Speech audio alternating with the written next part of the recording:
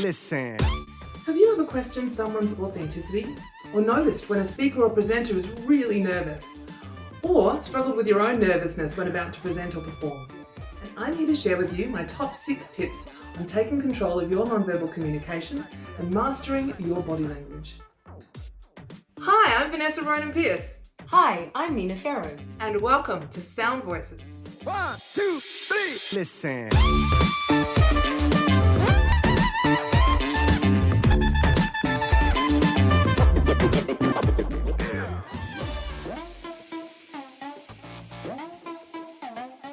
In this video, I will share my top 6 tips to be memorable and engage your audience for virtual or in-person events, meetings, and gigs. I'm here to share with you a little bit more information about what your body is saying, which can often be louder than the words you are speaking. Explain what to do with your body for the most effective presentation delivery as a virtual or in-person singer, presenter, or guest speaker. For more tips on the best presentation skills, subscribe to the Sound Voices channel and hit the bell so that you get notified when Nina and I post new content. Like many of you, for most of 2020, I had to perform my role at Antler, which is a leading global venture capital firm, as Director of Partnerships completely remotely, having all my meetings with my clients and my team via video conference. The impact and quality of these videos was a bit of a mixed bag because a lot of people don't know what to do on camera or via video conference with their body to be memorable and have impact. This is also true for in-person meetings, but it's much easier to have a true connection when you're in person because there's no interference from a digital interface. In my first career, I was a professional performer, so I know a bit about presentation skills, camera skills, and performance best practice. The tips I'm going to share can be used for work Zoom calls, virtual gigs, or webinars, and they can also be used for in-person meetings, once we're able to have those again. Once you have a good virtual setup, which I'll share in another video, it's really important to make sure that you know what your body language is doing in order to have an impact and be memorable and be seen and heard in whatever event you're part of. In my career, creating, producing, and presenting at events, gigs, and performances, 2 things remain true. Good content engages audience, bad delivery loses the audience. Great content includes the topic, the story, and the discussion. Bad delivery can include talking in a monotone, not using body language, not connecting with the audience, speaking too loudly or too softly, closed body language, or simply letting your nerves get the better of you. Remember, your audience isn't just listening to what you're saying. They're also absorbing the non-verbal communication that your body is saying to them. Whatever your body is saying can often be louder than what your words are saying. So you have to be in control of your body language. Every day we communicate with our work colleagues, our friends and family. But did you know that the majority of our communication is non-verbal? In fact, research has shown that 70 to 93% of the communication that we have between the people that we know is non-verbal. The other important thing about nonverbal communication, it's often instinctual.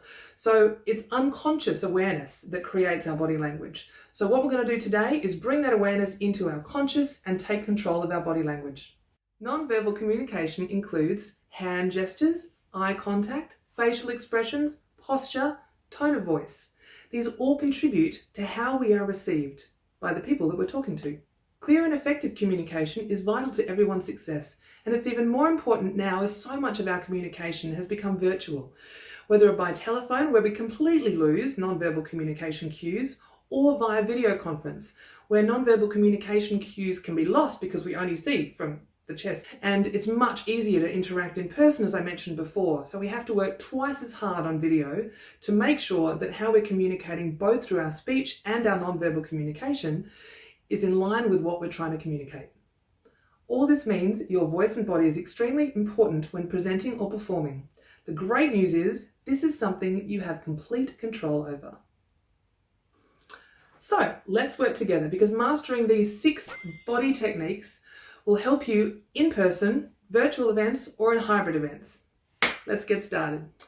My 6 top tips that I'm going to share with you today to master your body language include awareness and breath, tone and pace, face and eyes, head movements, hand gestures, and posture.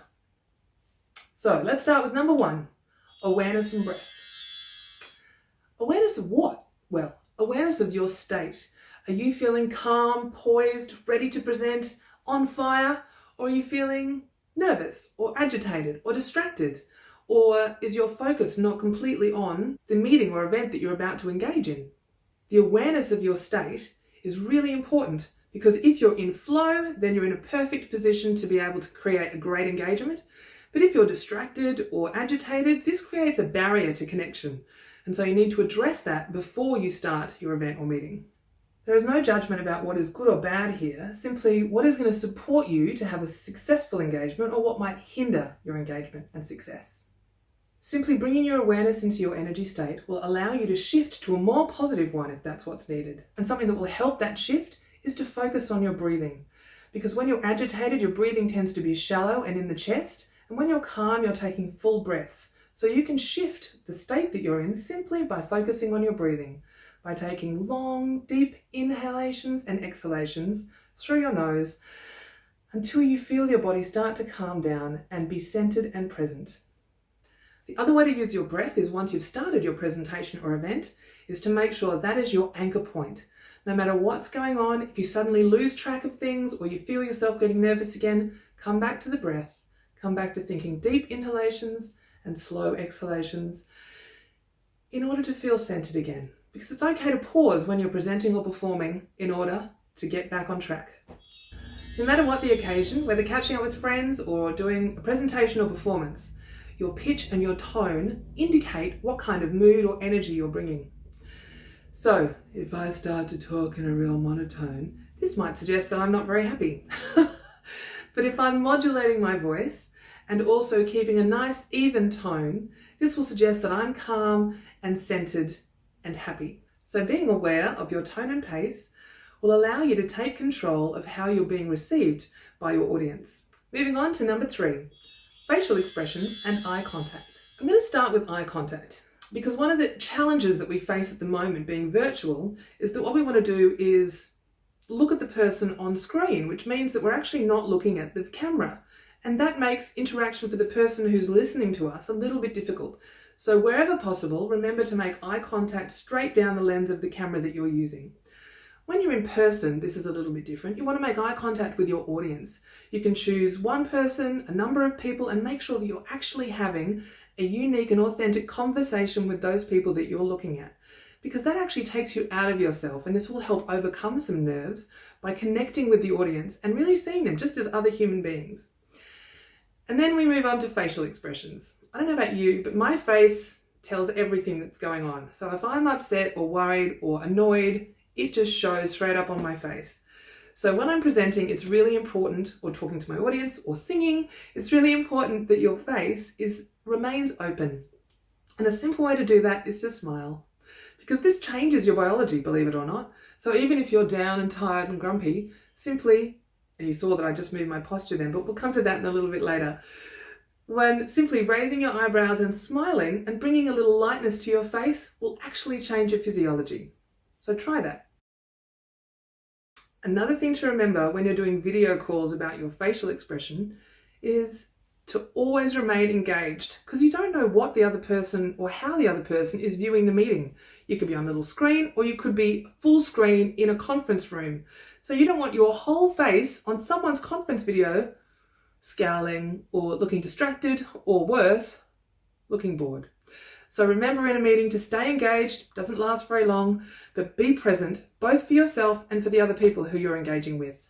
Before we move on to the next 3, please make some comments below as to what you think is some effective body language or areas that you find a bit challenging that I could help with. I'm going to say it one more time. When you're in person, it's much easier to connect with someone because there's no barrier, there's no digital barrier in order for them to interpret what's going on with your verbal and non-verbal communication. So it's really important when we're communicating via the virtual world, whether through events or conferences, in webinars or virtual gigs, that we're super aware of what we're doing with our verbal and non-verbal communication. Because like I said before, you don't want to be blasted all over a massive screen in someone's conference room and playing with your hair, scratching your head, adjusting your bra. You need to be really aware of and be present. That's it for today. And remember, if you want to join the Sound Voices community, please click on the link in the description below to join our Facebook community. Check out our first 2 videos if you haven't already.